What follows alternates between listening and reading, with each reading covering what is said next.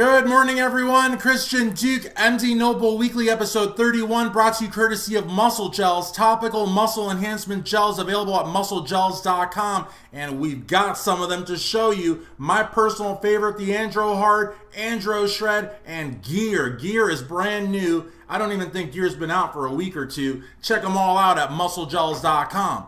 Now, today is Wednesday, January 17th. And, what I want to talk about, seeing as it's my show, is I want to talk about Chanel Renee's interview with Greg Valentino. I love Chanel. I think Chanel is probably one of the most positive people in the sport of bodybuilding right now, and someone that you guys should really familiarize yourselves with. Now, if you don't know who she was Rich Piana's girlfriend, his soulmate. And honestly, she sounds just like him. The same mindset, the same positive disposition, the same, big dreams and hard work, roll your sleeves up and get it done mentality, that, you need to have on the expo circuit. You have to be almost insane to work the expo circuit the way that they did, the way that she does. And she's got a brand new company. It's called Positively Evol, which is love spelled backwards. And, I got to tell you something. Chanel's got tank tops, t-shirts, hats are on the way. And she did a great interview. Greg Valentino live, as you guys know, every Monday night, 7 p.m. Eastern Standard Time at Instagram, Iron Mag Labs. And I spoke to her all last weekend. We were talking on the phone, reminiscing. She was telling me about her plans. We were laughing. She was telling me about all sorts of stuff. And believe me, she knows a lot of stuff. You know what I'm saying? A lot of stuff. And she told me some of it. So now I know a lot of stuff.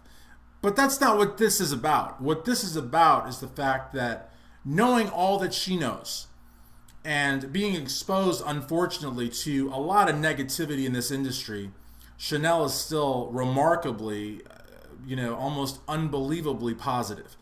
And she announced that she will be at the Arnold Classic in Columbus, Ohio, and talked about, I think, three of the things in that interview that really stuck out. I mean, granted, there was like 2,500 people, live audience. I mean, just an insane amount of people. And the first part was where, Greg opened up about his ex-girlfriend who passed away many years ago. And, they were talking about, Greg was talking about her and Chanel was talking about Rich. And even though there was 2,500 people in that live audience, plus myself and the real Chris Braw and Chimerical Muscle and the Iron Mag Labs team, it was like, Greg and Chanel were by themselves. I mean, it was that raw. It was that real. It was really, I think, if you guys haven't seen the interview, you really should. The other part of the interview is where, Greg brought up a certain someone from a certain other website who he had an argument with about because, the person was implying that Chanel had a hand in Rich's death. And, Chanel said she called that guy and, really read him the riot act. But neither one of them wanted to say who the person was. And somebody did. I guess you have to watch the interview. But that was pretty powerful. And also when Chanel talked about why she's no longer with Team 5%. So, I think she handled that question in a really classy way, a candid way. She got her point across. Again, just a ton of positivity from Chanel Renee. So, honestly, I think that interview is going to be one of the best of 2018. And we're only, 15, 16, 17 days into the year, but that interview is going to be huge.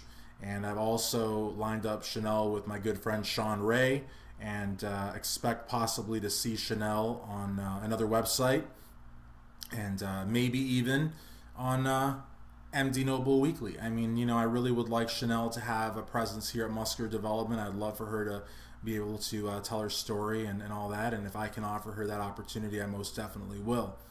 And I just think that she's a remarkable woman. She's beautiful, hardworking, very intelligent, very driven, and doesn't need anything to be given to her. She's going to earn it. And just like Rich Piana, I remember when Rich Piana, I first met him when he was with Mutant, but the year right after that, he was diagonal to Mutant with a very, very small booth for Love It, Kill It, and he was there, and Chanel was there, and Cody Losey was there, and it was real small. I mean, they could barely turn around. That's how small it was. And then 2 years later, they were getting the biggest booths at the Arnold. Some say spending as much as $100,000. I don't know if that's true or not, but they definitely hit the big leagues, and I have no doubt that Chanel will do so as well. Now, the other thing I want to talk about is Regan Grimes.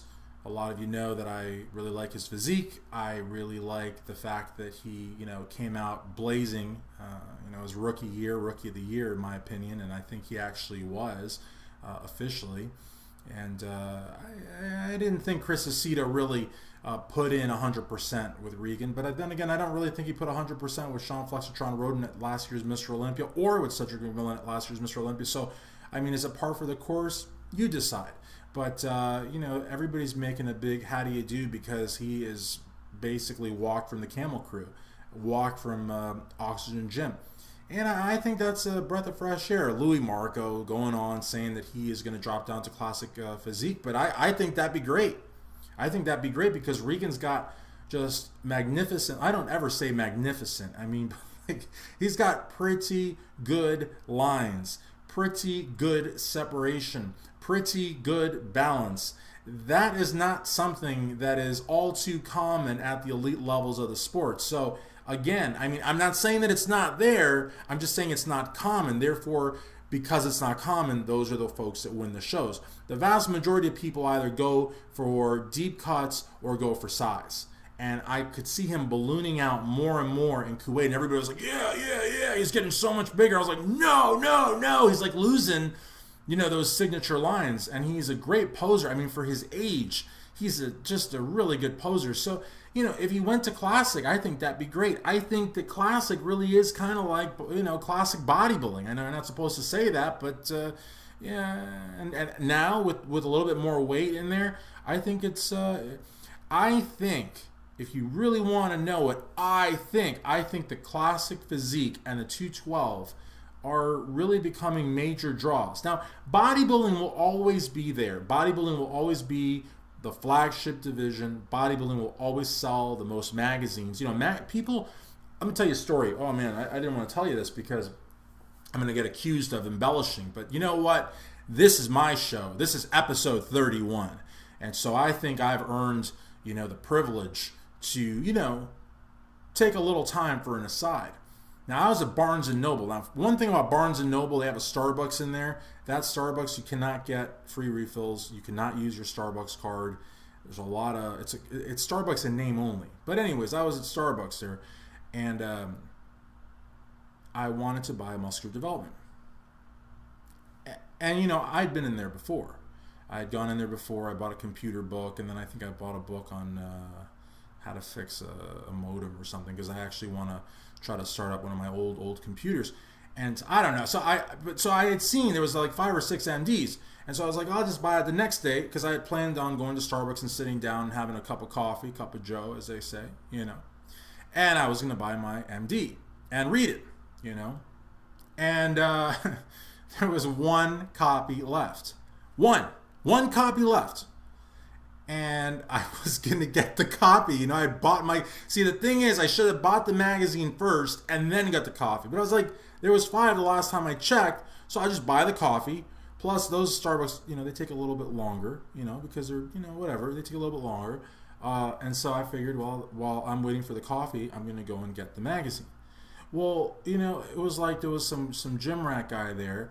And then there was another gym rat guy there, like two, like they look like, and I don't really want to be rude, but one of them probably could have used a little bit of body spray. But anyways, there was 2 gym rat guys there, and they were actually arguing over who was going to get the MD. Now me, I'm not looking for trouble. I'm the Iron Duke. You know what I mean? I'm not looking for trouble. So I was just like, I'm not going to get involved with this. But these guys are actually, they weren't like fight, but they were like almost in an altercation as to where that could happen.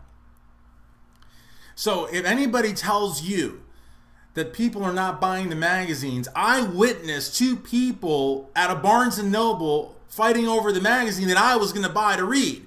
So don't tell me that magazines don't sell. I go to Kroger, I go to Barnes & Noble. If I don't get there the very first day that those magazines go on the stand, they're gone. Now, why don't I subscribe? Because mail people, like the USPS folks, sometimes leave the magazines outside when it rains.